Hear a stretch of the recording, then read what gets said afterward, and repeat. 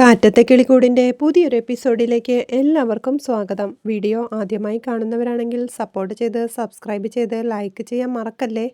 നിധി dining ഹാളിലിരുന്ന് എന്തോ വായിച്ചുകൊണ്ടിരിക്കുമ്പോഴാണ് നികേഷ് അങ്ങോട്ട് വന്ന് ഏട്ടത്തി കഴിക്കാം, എനിക്ക് വിശക്കുന്നുണ്ടെന്ന് പറയുന്നത്. എനിക്കും വിശക്കുന്നുണ്ടെന്ന് പറഞ്ഞ് നിധി അവിടെ നിന്ന് എഴുന്നേറ്റുകൊണ്ട് വേറെ ആരും വരില്ലേ എന്ന് ചോദിക്കുന്നുണ്ട്. സുഭാഷ് ഏട്ടൻ ഉച്ചയ്ക്ക് കഴിക്കാനുള്ളത് ഒരു പാത്രത്തിലാക്കി കൊണ്ടുപോകും. സുധീഷ് ഏട്ടൻ മിക്കപ്പോഴും പുറത്തുനിന്നാ കഴിക്കാറ്. ഹരീഷ് ഏട്ടൻ പിന്നെ ഉച്ചയ്ക്ക് കഴിക്കാൻ വരാറുണ്ട് എന്ന് പറഞ്ഞവർ അടുക്കളയിലേക്ക് നടന്നു തുടങ്ങുമ്പോഴേക്കും ഹരീഷും തന്റെ ബൈക്കിൽ മുറ്റത്തെത്തുന്നുണ്ട്. ബൈക്കിന്റെ ശബ്ദം കേട്ട് ഹരീഷ് ഏട്ടൻ വന്നല്ലോ എന്ന് പറഞ്ഞ് നികേഷ് ഉമ്മറത്തേക്ക് എത്തുമ്പോഴേക്കും എന്താടാ കഴിച്ചോ എന്ന് അവനെ കണ്ട് ഹരീഷും ചോദിക്കുന്നുണ്ട്. വാ കഴിക്കാം എന്ന് പറഞ്ഞ് നികേഷ് ഹരീഷിനെയും കൊണ്ട് അകത്തേക്ക് കയറുമ്പോ അവിടെ നിൽക്കുന്ന നിധിയെ കണ്ട് ഹരീഷും പരങ്ങി നിൽപ്പുണ്ട്. ഞങ്ങളിപ്പോ ഹരീഷനെ പറ്റി സംസാരിച്ചുകൊണ്ടിരിക്കുകയായിരുന്നു എന്ന് നികേഷ് പറയുമ്പോഴേക്കും ഞാനേ പോയിട്ട് വരാമെന്ന് ഹരീഷും. അതെന്തു പോക്കാന്ന് നികേഷ് ചോദിക്കുമ്പോ അതൊരു കാര്യം മറന്നുപോയി എന്ന് ഹരീഷും. കഴിച്ചിട്ട് പോകാം, ഏട്ടത്തിയുള്ളതല്ലേ എന്ന് നികേഷ് ചോദിക്കുമ്പോ നീ കൈവിട്ടെ, എനിക്ക് അത്യാവശ്യമായിട്ട് പോവാനുള്ളതാണെന്ന് ഹരീഷും. പിന്നെന്തിനാ വന്നേ, എന്തായാലും കഴിച്ചിട്ട് പോയാൽ മതി എന്ന് നികേഷ് പറയുമ്പോ നിങ്ങൾ കഴിക്കേ, ഞാൻ കുറച്ച് കഴിഞ്ഞിട്ട് കഴിച്ചോളാം, ഞാൻ പോയിട്ട് വരാമെന്ന് പറഞ്ഞ് ഹരീഷ് തന്റെ ബൈക്കിനടുത്തേക്ക് നടക്കുമ്പോഴേക്കും ഹരീഷ് ഏട്ടാ ഒരുമിച്ച് കഴിക്കാന്നേ എന്ന് നികേഷും വിളിച്ചു പറയുന്നുണ്ട്. ഹരീഷ് പെട്ടെന്ന് തന്നെ തന്റെ ബൈക്കുമെടുത്ത് അവിടുന്ന് പോകുമ്പോഴേക്കും അതെല്ലാം കണ്ടുനിന്ന നിധിയും ചിരിയോടെ എന്തു പറ്റി, ഓടിപ്പോയല്ലോ എന്ന് നികേഷിനോടായി ചോദിക്കുന്നുണ്ട്. ഏട്ടത്തിയെ കണ്ടയുടനെ മുഖത്ത് നോക്കാൻ നാണിച്ച് ഓടിപ്പോയതാ, കണ്ടപാടെ പറഞ്ഞ തെറിയൊക്കെ ഓർമ്മ വന്നിട്ടുണ്ടാവും എന്ന് നികേഷ് പറയുമ്പോ അതിനിങ്ങനെ ഓടിപ്പോയിട്ട് എന്താ കാര്യം എന്ന് നിധിയും ചോദിക്കുന്നുണ്ട്. ഏട്ടത്തി സുധീഷേട്ടന്റെ കൂടെ പുറത്തു പോയിന്ന് വിചാരിച്ചാവും വന്നത്, കണ്ടപ്പോ പറഞ്ഞ തെറിയൊക്കെ ഓർമ്മ വന്നിട്ടുണ്ടാവും എന്ന് നികേഷ് പറയുമ്പോ എന്ന് വെച്ച് എത്ര കാലം ഇങ്ങനെ ഭക്ഷണം കഴിക്കാതെ ഓടിപ്പോവും, രാത്രി എന്തായാലും ഇവിടേക്ക് തന്നെ തിരിച്ചു വരണ്ടേ എന്ന് നിധി ചോദിക്കുന്നുണ്ട്. ഒരു 3-4 ദിവസം, അപ്പോഴേക്കും ശരിയാവും എന്ന് നികേഷ് പറയുമ്പോ ഉറപ്പാണോന്ന് നിധിയോ. പിന്നെ നമ്മളിതെത്ര കണ്ടിരിക്കുന്നു, വിശക്കുന്നു കഴിക്കാമെന്ന് പറഞ്ഞ് നികേഷ് അവളെയും കൊണ്ട് അടുക്കളയിലേക്ക് പോകുന്നുണ്ട്. അവൻ അടുക്കളയിൽ ചെന്ന് കോഴിമുട്ട പൊട്ടിച്ച് ഗ്ലാസ്സിൽ ഒഴിക്കുമ്പോഴേക്കും നിധിയും അരികെ തന്നെ അതും നോക്കി നിൽപ്പുണ്ട്. അതിനിടയ്ക്ക് അവൻ നിധിയോട് പറയുന്നുണ്ട്, ഇങ്ങനെ വെള്ളമോ പാലോ ചേർത്ത് നന്നായി അടിച്ചെടുത്തു കഴിഞ്ഞാൽ ഓംലെറ്റ് നല്ല പഫി ആയിട്ട് കിട്ടുമെന്ന്. അപ്പോ സുഭാഷ് ഏട്ടന് മാത്രമല്ല ഇയാൾക്കും പാചകമൊക്കെ അറിയല്ലേ എന്ന് നിധി ചോദിക്കുന്നുണ്ട്. വീട്ടിലെല്ലാവർക്കും എല്ലാ പണിയും കുറേശ്ശെ അറിയാം എന്ന് നികേഷ് പറയുമ്പോ പക്ഷേ എല്ലാ ജോലിയും സുഭാഷ് ഏട്ടനെ കൊണ്ട് ചെയ്യിപ്പിക്കുന്നു മാത്രം അല്ലേ എന്ന് നിധിയും ചോദിക്കുന്നുണ്ട്. അതുകൊണ്ടല്ല, ഏട്ടൻ ഞങ്ങളെ കൊണ്ട് ഒന്നും ചെയ്യിക്കുന്നില്ലെന്നേ, ഞങ്ങളാരും കഷ്ടപ്പെടുന്നത് ഏട്ടന് ഇഷ്ടമല്ല അതാ എന്നവൻ പറയുമ്പോഴേക്കും അമ്മ എങ്ങനെയാ മരിച്ചതെന്ന് നിധി ചോദിക്കുന്നുണ്ട്. എനിക്ക് അമ്മയെ കണ്ട ഓർമ്മയില്ല, എനിക്ക് ഓർമ്മ വയ്ക്കും മുമ്പേ അമ്മ പോയി എന്ന് നികേഷ് പറയുമ്പോ അത്രയും ചെറിയ പ്രായത്തിലെ അമ്മയില്ലാതെ ഒരുപാട് കഷ്ടപ്പെട്ടിട്ടുണ്ടാവും അല്ലേ എന്ന് നിധി ചോദിക്കുന്നുണ്ട്. ഒരു പാത്രത്തിലേക്ക് ചോറ് വിളമ്പിക്കൊണ്ട് ഞാൻ മാത്രമല്ല ഞങ്ങൾ എല്ലാവരും ചെറിയ പിള്ളേരാ, സുഭാഷ് ഏട്ടനാ ഏറ്റവും വലുത്, ഒരു 12 വയസ്സുണ്ടാവും. ആ പ്രായത്തിലെ എന്റെ അമ്മയും അച്ഛനും എല്ലാം സുഭാഷ് ഏട്ടനാ, എന്റെ മാത്രമല്ല ഞങ്ങളുടെ എല്ലാവരുടെയും. ആ പ്രായം മുതലേ ഞങ്ങൾക്ക് വേണ്ടി പാചകം ചെയ്യാൻ തുടങ്ങിയതാ, ഇപ്പോഴും തുടരുന്നുണ്ട്. സുഭാഷ് ഏട്ടൻ ഇല്ലായിരുന്നെങ്കിലേ ഈ വീടേ ആകുമായിരുന്നില്ല, ഞങ്ങളൊക്കെ എവിടെയൊക്കെയോ എങ്ങനെയൊക്കെയോ ആയി പോകുമായിരുന്നേനെ, ഒരു പക്ഷേ ജീവനോടെ ഉണ്ടാകുമോന്ന് പോലും ഉറപ്പില്ല. സുഭാഷ് ഏട്ടൻ എപ്പോഴും പറയും അമ്മ ഇല്ലാത്തോണ്ട് നമ്മുടെ വീട് ഒരു വീടല്ലെന്ന്. അമ്മ എന്താണെന്ന് അറിയാത്തോണ്ട് എനിക്ക് അന്ന് അത് മനസ്സിലായില്ല, പക്ഷേ ഇപ്പൊ എനിക്ക് മനസ്സിലാവുന്നുണ്ട്. സുധീഷ് ഏട്ടൻ കല്യാണം കഴിച്ചു കൊണ്ടുവന്നപ്പോ അമ്മയുടെ സ്ഥാനത്ത് ഒരാളായില്ലേ, അതുകൊണ്ട് ഏട്ടത്തിന്ന് വിളിക്കുന്നതിനേക്കാൾ എനിക്കേറെ ഇഷ്ടം ഏട്ടത്തി അമ്മ എന്ന് വിളിക്കുന്നതാ. അമ്മയെന്ന വാക്കു ചേർത്ത് വിളിക്കാൻ ഒരാളായല്ലോ എന്ന് പറഞ്ഞവൻ പ്ലേറ്റുമായി ഡൈനിങ് ഹാളിലേക്ക് ചെന്ന് അവിടെ മേശമേൽ വെച്ച് രണ്ടുപേരും കൂടി ഭക്ഷണം കഴിച്ചുകൊണ്ടിരിക്കുന്നുണ്ട്. കഴിക്കുന്നതിനിടയ്ക്ക് ഓംലെറ്റ് എങ്ങനെയുണ്ടെന്ന് നികേഷ് ചോദിക്കുമ്പോൾ നന്നായിട്ടുണ്ടെന്ന് നിധിയും. നിധിയുടെ മനസ്സിലപ്പോഴും നികേഷ് പറഞ്ഞ വാക്കുകളായിരുന്നു. സുധീഷ് ഏട്ടൻ കല്യാണം കഴിച്ചുകൊണ്ട് വന്നപ്പോ അമ്മയുടെ സ്ഥാനത്ത് ഒരാളായില്ലേ, അതുകൊണ്ട് ഏട്ടത്തിന്ന് വിളിക്കുന്നതിനേക്കാൾ എനിക്കിഷ്ടം ഏട്ടത്തി അമ്മ എന്ന് വിളിക്കുന്നതാ, അമ്മയെന്ന വാക്ക് ചേർത്ത് വിളിക്കാൻ ഒരാളായില്ലേ എന്നവൻ പറഞ്ഞതോർത്ത് ആലോചനയോടെ അവളും ഫുഡ് കഴിച്ചുകൊണ്ടിരിക്കുന്നുണ്ട്. രാത്രിയാവുമ്പോ ഉമ്മറത്തെ കട്ടിലിരുന്ന് റേഡിയോയിൽ പഴയ മലയാളം സിനിമാ പാട്ടും വെച്ച് അതിനൊത്ത് പാടിക്കൊണ്ടിരിക്കുകയാണ് ഭാസ്കരൻ. സുഭാഷ് അവിടെ അടുക്കളയിൽ ചപ്പാത്തി ഉണ്ടാക്കിക്കൊണ്ടിരിക്കുക.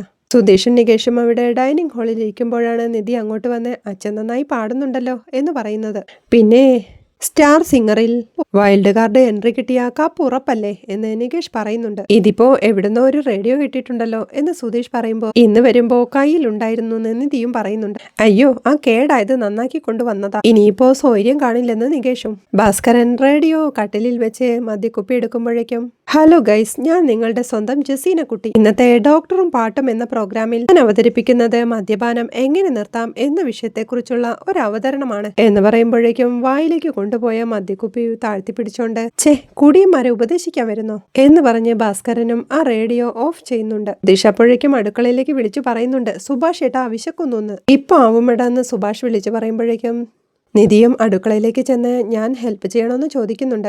അയ്യോ വേണ്ട, ഇതിപ്പോ തീരുമെന്ന് സുഭാഷും. അപ്പോഴാണ് അവിടെ എടുത്തു വെച്ച പച്ചക്കറി കണ്ട് താൻ പച്ചക്കറി കഴുകാമെന്ന് നിധി പറയുന്നത്. സുഭാഷ് ചിരിയോടെ അത് സമ്മതിക്കുമ്പോ ഞാൻ കഴുകാമെന്ന് പറഞ്ഞ് അവൾ പൈപ്പിനരികിലേക്ക് ചെന്ന് ഓരോ പച്ചക്കറി എടുത്ത് കഴുകുമ്പോഴേക്കും ആ കാഴ്ചയും നോക്കി നിന്ന സുധീഷ് നികേഷിനെ അരികിലേക്ക് വിളിച്ച്, ഡാ നമ്മൾ കൊണ്ടുവരുന്ന പെൺകുട്ടികളെ ഇങ്ങനെ ആയിരിക്കണം. എത്ര കാശുള്ള വീട്ടിലാണെങ്കിലും എന്തൊരടക്കം, എന്തൊരു വിനയം എന്ന് സുധീഷ് പറയുമ്പോ അതെ, കിട്ടിയ ചെറുക്കം മാത്രം കുറച്ച് കച്ചറയായി പോയെന്നേ ഉള്ളൂ എന്ന് നികേഷും പറയുന്നുണ്ട്. അപ്പോഴേക്കും ഹരീഷിന്റെ ബൈക്ക് വന്ന് മുറ്റത്ത് നിർത്തുന്ന ശബ്ദം കേട്ട് ഏട്ടത്തി, ഉച്ചയ്ക്ക് ഓടിപ്പോയ ഹരീഷ് ഏട്ടൻ വരുന്നുണ്ടെന്ന് നികേഷ് വിളിച്ചു പറയുന്നുണ്ട്. അതെന്താടാന്ന് സുഭാഷ് ചോദിക്കുമ്പോൾ ഉണ്ണാൻ വന്നതാ, ഏട്ടത്തിയെ കണ്ട് ഫേസ് ചെയ്യാൻ പറ്റാതെ തിരിച്ചുപോയി എന്ന് നികേഷും പറയുന്നുണ്ട്. നിധി പച്ചക്കറിയെല്ലാം കഴുകി വെച്ച് ഡൈനിങ് ഹാളിലേക്ക് ചെല്ലുമ്പോഴേക്കും ഹരീഷും ഒരു കവർ പുറകിലേക്ക് പിടിച്ച് അങ്ങോട്ടെത്തുന്നുണ്ട്. നിധി ചിരിയോടെ ഉച്ചയ്ക്ക് കണ്ടപാടെ ഓട്ടമായിരുന്നല്ലോ, ഇപ്പൊ ഓടുന്നില്ലേ എന്ന് ചോദിക്കുന്നുണ്ട്. അവൻ പരുങ്ങളോടെ നിൽക്കുമ്പോഴേക്കും അതെ, ഈ മനുഷ്യന്മാർക്ക് കേൾക്കാൻ പറ്റുന്ന ഭാഷയിൽ സംസാരിക്കണം, അല്ലെങ്കിൽ ഇങ്ങനെ ഓടേണ്ടി വരുമെന്ന് സുധീഷും. ചോദിച്ചത് കേട്ടില്ലേ, ഇപ്പൊ ഓടുന്നില്ലെന്ന് നിധി വീണ്ടും ചോദിക്കുമ്പോ ഇതാ എന്ന് പറഞ്ഞ് ഒരു കവർ നിധിയുടെ നേരെ നീട്ടുന്നുണ്ട് ഹരീഷ്. ഗിഫ്റ്റോ നോക്കട്ടെ എന്ന് പറഞ്ഞ് നികേഷ് അതുമായി പോകുമ്പോഴേക്കും സുഭാഷും അങ്ങോട്ട് വന്ന് നോക്കുന്നുണ്ട്. ആരോടെങ്കിലും വഴക്കിട്ട അവൻ കോംപ്രമൈസ് ചെയ്യുന്ന രീതി ഇതാ, വൈകിട്ട് വരുമ്പോ ഒരു ഗിഫ്റ്റും വാങ്ങി വരും എന്ന് സുഭാഷ് പറയുമ്പോ അതെ, പക്ഷേ എനിക്ക് മാത്രം ഒരു പിണ്ണാക്കും ഇതുവരെ തന്നിട്ടില്ലെന്ന് മാത്രം എന്ന് സുധീഷും പറയുന്നുണ്ട്. അതെ, നീ ഉണ്ടാക്കുന്ന വഴക്കിന് ഗിഫ്റ്റ് തരാൻ നിന്ന അവന്റെ ശമ്പളം മതിയാവില്ല, അതാ എന്ന് സുഭാഷ് പറയുമ്പോഴേക്കും ഗിഫ്റ്റ് എല്ലാം തുറന്നു നോക്കിക്കൊണ്ട് സുഭാഷ് ഏട്ടാ ദേ ഗിഫ്റ്റ് എന്ന് പറഞ്ഞ് ഒരു green tea cup ഉയർത്തിപ്പിടിക്കുന്നുണ്ട് Nikesh.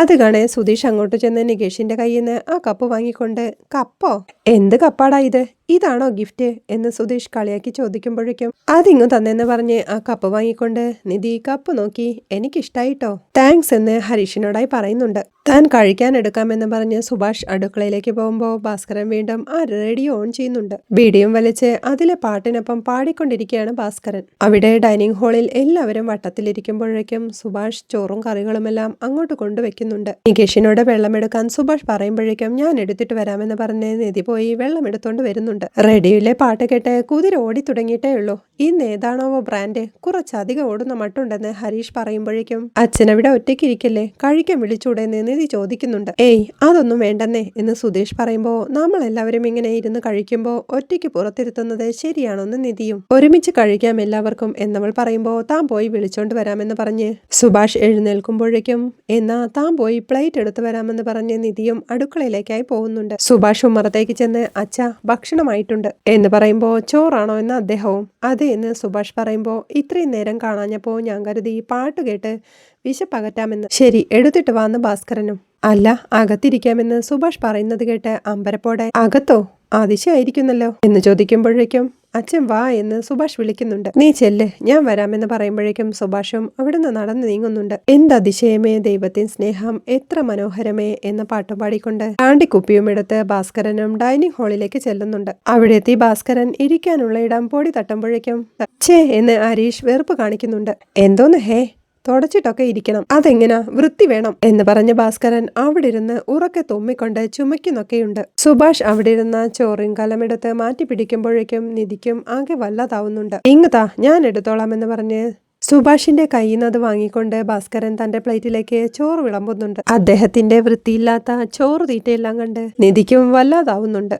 കറിയിലെ waste എല്ലാം നിലത്തേക്കിട്ടുണ്ട് വായി വെക്കാൻ കൊള്ളില്ല, ഉപ്പുമില്ല, പുളിയുമില്ല, എരിവുമില്ല, ഒന്നുമില്ല എന്ന് പറഞ്ഞുകൊണ്ട് വീണ്ടും ചുമയ്ക്കാനായി തുടങ്ങുമ്പോഴേക്കും ഇതുകൊണ്ടാ അകത്തേക്ക് വിളിക്കേണ്ടെന്ന് പറഞ്ഞത് എന്ന് വല്ലാതെ ഇരിക്കുന്ന നിധിയോടായി നികേഷ് പറയുന്നുണ്ട്. ഫുഡെല്ലാം നെറുകിൽ കയറുമ്പോഴേക്കും സുധീഷ് അച്ഛന് വെള്ളം എടുത്തു കൊടുക്കുന്നുണ്ട്. എല്ലാം കാണെ അറപ്പോടെ കഴിക്കാനാവാതെ ദീ തന്റെ പ്ലേറ്റ് താഴെ വയ്ക്കുമ്പോഴേക്കും അയ്യോ മതിയാക്കിയോ എന്ന് സുഭാഷും ചോദിക്കുന്നുണ്ട്. മതി എന്ന് നിധിയും. അവിടെ നിധിയുടെ വീട്ടിലും എല്ലാവരും ഫുഡ് കഴിക്കാനിരിക്കുക. രാജീവ് അങ്ങോട്ട് വന്ന് മോള് കഴിച്ചോ സാന്ദ്രയെന്ന് സാന്ദ്രയോടായി ചോദിക്കുന്നുണ്ട്. നേരത്തെ കഴിച്ചു, ഉറക്കവുമായി എന്ന് സാന്ദ്ര പറയുമ്പോ രാജീവ് അരുണിനോടായി അരുൺ മുരളി എന്നെ വിളിച്ചിരുന്നു, ഞാൻ എടുത്തില്ല മെറ്റീരിയൽ ഡെലിവറിക്ക് വേണ്ടിയാവും. നീ അയാളെ വിളിച്ച് എന്താന്ന് വെച്ചാൽ സംസാരിക്കേ എന്നൊക്കെ പറയുന്നുണ്ടെങ്കിലും അരുൺ അതൊന്നും ശ്രദ്ധിക്കാതെ എന്തോ ആലോചനയിലിരിപ്പാ.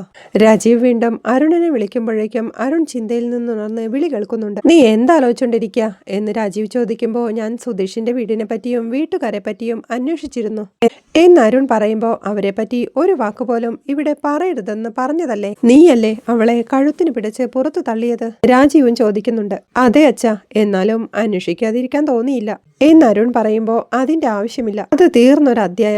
അവൾക്ക് എന്തായാലും ഇനി എനിക്കൊന്നുമില്ല. നീ അവളെ ഇനി ഫോളോ ചെയ്യേണ്ട കാര്യമില്ല. അവള് കഷ്ടപ്പെടുകയോ ജീവിക്കുകയോ മരിക്കോ എന്ത് വേണേലും ആയിക്കോട്ടെ, അത് അവള് തെരഞ്ഞെടുത്ത ജീവിതം. നമ്മൾ ഇനി അത് അന്വേഷിക്കണ്ട എന്ന് രാജീവും പറയുന്നുണ്ട്. ഞാനും അങ്ങനെ തന്നെയാ അച്ഛാ വിചാരിച്ചത്. പക്ഷേ മനസ്സ് സമ്മതിച്ചില്ല. നമ്മളെ നാണം കെടുത്തിയിട്ട് പോയതാണെങ്കിലും അവള് താമസിക്കുന്ന സ്ഥലം എങ്ങനെയുണ്ടെന്ന് ഒന്ന് അന്വേഷിക്കണമെന്ന് തോന്നി. കാശില്ലെങ്കിലും നല്ലൊരു കുടുംബമായ മതിയായിരുന്നു എന്നാ ഉള്ളിലൊരു തോന്നൽ. പക്ഷേ എന്ന് പറഞ്ഞ അരുൺ നിർത്തുമ്പോൾ എന്താ അരുൺ എന്ന ആകാംക്ഷയോടെ ഹേമയും ചോദിക്കുന്നുണ്ട്. അതൊരു തല്ലിപ്പൊളി ഫാമിലിയാണമ്മേ. ആ ഡ്രൈവർ എന്തു പറഞ്ഞിട്ടാ അവളെ മയക്കി അങ്ങോട്ട് കൊണ്ടുപോയതെന്നറിയില്ല. നമ്മളൊക്കെ വിചാരിക്കുന്നതിനേക്കാൾ മോശമാ ആ വീട് എന്നരുൺ പറയുന്നത് കേട്ട് സംശയത്തോടെ എന്ന് വെച്ചാ എന്ന് ഹേമയും ചോദിക്കുന്നുണ്ട്. ഇത് അവിടെ സേഫ് ആണെന്ന് എനിക്ക് തോന്നുന്നില്ല. നാട്ടിൽ ഒരാൾക്ക് പോലും ആ വീടിനെ കുറിച്ച് നല്ലത് പറയാനില്ല. അതൊരു വീടെന്ന് പോലും പറയാൻ പറ്റില്ല. 5 ആണുങ്ങൾ മാത്രം താമസിക്കുന്ന ഒരു കെട്ടിടം. അവനും അവന്റെ ചേട്ടനും പിന്നെ 2 അനിയന്മാരും പിന്നെ ഫുൾ ടൈം കള്ളും കുടിച്ച് നടക്കുന്ന ഒരു തന്തയും. അതിനെ വീടെന്ന് പറയാൻ പറ്റോ എന്നരുൺ പറയുന്നത് കേട്ട് ടെൻഷനോടെ പെണ്ണുങ്ങൾ ആരുമില്ലാതെ 5 ആണുങ്ങൾ മാത്രമുള്ള വീട്ടില് അവൾ എങ്ങനെ കഴിയും എന്റെ ഈശ്വര എന്ന് ഹേമയും പറയുന്നുണ്ട്. അതാ എനിക്കും ആലോചിക്കാൻ പറ്റാത്തത്. ആ തന്തയുണ്ടല്ലോ, അയാൾ 2 കെട്ടി. ആദ്യത്തെ ഭാര്യയെ ചവിട്ടി കൊന്നിട്ട് അയാൾ ജയിലിൽ പോയതാ. രണ്ടാമത്തെ ഭാര്യ എവിടെയാണെന്ന് ഇപ്പൊ ഒരു വിവരവുമില്ല. എന്നരുൺ പറയുന്നത് കേട്ട് ടെൻഷനോടെ ഈശ്വര ഇവളുടെ ബുദ്ധി എന്താടാ ഇങ്ങനെ ആയി പോയത് എന്ന് ചോദിച്ച് കരച്ചിലോടെ ഹേമ ആ ചെയറിലേക്ക് ഇരിക്കുന്നുണ്ട്. സത്യമാണോ അരുൺ എന്ന് രാജീവ് ചോദിക്കുമ്പോൾ അതെ അച്ഛാ, നാട്ടിൽ ആരോട് ചോദിച്ചാലും ഇതൊക്കെ തന്നെ പറയാനുള്ളൂ. പോരാത്തതിന് ആ വീടിന് മുകളിൽ എന്തോ കേസും നടക്കുന്നുണ്ട്. ആ കേസ് കൊടുത്തത് അവന്റെ അച്ഛന്റെ ചേട്ടനും അനിയത്തിയും ചേർന്ന. ആ കേസ് കഴിയുന്നതോടെ വീടും പോവും. ഇവളും 5 ആണുങ്ങളും കൂടി തെരുവിലുമാവും. ആളുകൾ പറയുന്നത് പറ്റുമെങ്കിൽ അവളെ അവിടെ നിന്ന് വിളിച്ചോണ്ട് പോവാനാ. അങ്ങനെയൊരു നരകമാണത്രേ ആ വീട് എന്നരുൺ പറയുന്നത് കേട്ട് സങ്കടത്തോടെ കരഞ്ഞോണ്ട് എന്ത് വിശ്വസിച്ച അവളെ അവിടെ ജീവിക്കാൻ വിടുക രാജീവേട്ട. ആ വീട്ടിലെ അവരുടെ അമ്മയുടെ ഗതി തന്നെയാവും എന്റെ മോൾക്കും എന്ന് പറഞ്ഞവർക്ക് അറിയുമ്പോഴേക്കും അമ്മ കരയാതിരിക്കെന്ന് സാന്ദ്രയും അവളെ ആശ്വസിപ്പിക്കുന്നുണ്ട്. കഷ്ടപ്പാടും ദാരിദ്ര്യവും ഒക്കെ ഉണ്ടെങ്കിലും നല്ല മനുഷ്യരായിരിക്കുമെന്നാ ഞാൻ ഉള്ളിൽ കരുതിയത്. ഇതിപ്പോ ഒരു കൊലയാളി കുടുംബത്തിലാണല്ലോ അവൾ ചെന്ന് കയറിയത് എന്ന് പറഞ്ഞോണ്ട് അരുണിനോടായി അരുൺ അവൾക്ക് ഈ കാര്യങ്ങളെ പറ്റി വല്ല പിടിയുമുണ്ടോ എന്ന് ചോദിക്കുന്നുണ്ട്. ഇല്ലെന്ന് അരുൺ തലയാട്ടുമ്പോ ഇനി എന്താ നമ്മൾ ചെയ്യ രാജീവേട്ടാ എന്ന് കരച്ചിലോടെ ഹേമ ചോദിക്കുമ്പോഴേക്കും രാജീവും ടെൻഷനോടെ അവിടെ നിന്ന് എഴുന്നേറ്റ് പോകുന്നുണ്ട്. അദ്ദേഹം ഡൈനിങ് ഹാളിൽ ചെന്നിരുന്നുകൊണ്ട് ടെൻഷനോടെ അരുൺ പറഞ്ഞ കാര്യങ്ങളെല്ലാം ഓർത്തെടുക്കുന്നുണ്ട്. നാട്ടിലെ ഒരാള് പോലും ആ വീടിനെ കുറിച്ച് നല്ലത് പറയുന്നില്ല. അതൊരു വീടാണെന്ന് പറയാനേ പറ്റില്ല. 5 ആണുങ്ങൾ മാത്രം താമസിക്കുന്ന ഒരു കെട്ടിടം. അവനും അവന്റെ ചേട്ടനും 2 അനിയന്മാരും പിന്നെ ഫുൾ ടൈം കള്ളും കുടിച്ച് നടക്കുന്ന ഒരു തന്തയും. അതിനെ വീടെന്ന് പറയാൻ പറ്റോ? ആ തന്തയുണ്ടല്ലോ, അയാൾ ഒന്നിനു പകരം 2 കെട്ടി. ആദ്യത്തെ ഭാര്യ ചവിട്ടിക്കൊന്ന് ജയിലിലും പോയി. രണ്ടാമത്തെ ഭാര്യ എവിടെയാണെന്ന് ഇപ്പൊ ഒരു വിവരവുമില്ല എന്നൊക്കെ അവൻ പറഞ്ഞതോർത്ത് ടെൻഷനോടെ ആലോചനയോടെ ഇരിപ്പുണ്ട് രാജീവ്. അവിടെ ഫുഡെല്ലാം കഴിഞ്ഞ് ഉമ്മറത്തെ പടിക്കെട്ടിലിരുന്ന് കൊതുകിനെ അടിച്ചോടിച്ചോണ്ടിരിക്കുകയാണ് നിധി. അത് കണ്ടോണ്ട് അങ്ങോട്ട് വന്ന സുധീഷ് പെട്ടെന്ന് തന്നെ അകത്തേക്ക് പോയി ഒരു ബാം എടുത്തോണ്ട് വന്ന് ഇത് പുരട്ടിക്കോ, കൊതു കടിക്കില്ലെന്ന് പറയുന്നുണ്ട്. നിധി താങ്ക്സ് പറഞ്ഞ് അത് വാങ്ങിക്കൊണ്ട് കയ്യിലും കാലിലുമെല്ലാം പുരട്ടി. ഞാൻ എപ്പോഴും ചോദിക്കണമെന്ന് കരുതും, ഇയാളുടെ കമ്പനി എവിടെയാന്ന് നിധി ചോദിക്കുന്നുണ്ട്. കമ്പനിയോ എന്ന് സംശയത്തോടെ സുധീഷ് ചോദിക്കുമ്പോ അതെ, ട്രാവൽസ് എന്ന് നിധിയും. സുധീഷ് അത് കേട്ട് ഒരു ചിരിയോടെ ആ ട്രാവൽസ്, അന്ന് തള്ളിയത് മുഴുവൻ ഇപ്പൊ കെണിയായല്ലോ ഈശ്വര എന്ന് മനസ്സിൽ പറഞ്ഞുകൊണ്ട് അത് അവിടെ തന്നെ ഉണ്ടെന്ന് പറയുന്നുണ്ട്.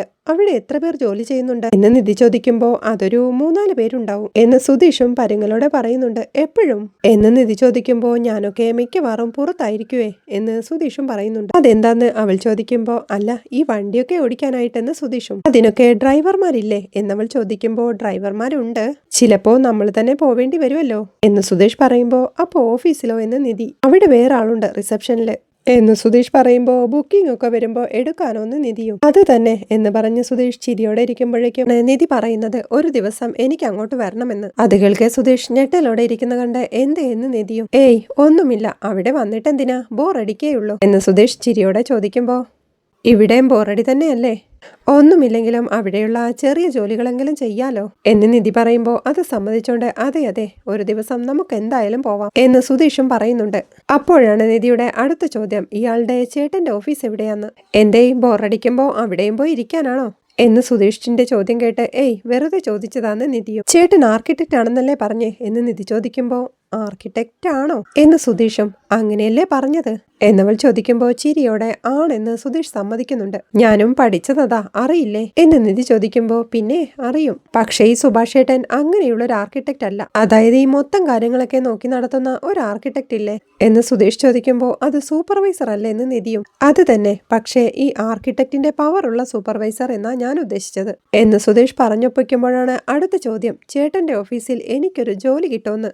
എന്തു പറയണമെന്നറിയാതെ ടെൻഷനോടെ ഇരിക്കുന്ന സുധീഷിനെ കാണിക്കുന്നിടത്താണ് ഇന്നത്തെ എപ്പിസോഡ് അവസാനിക്കുന്നത്. വീഡിയോ ഇഷ്ടമായാൽ സപ്പോർട്ട് ചെയ്ത് സബ്സ്ക്രൈബ് ചെയ്ത് ലൈക്ക് ചെയ്യാൻ മറക്കല്ലേ.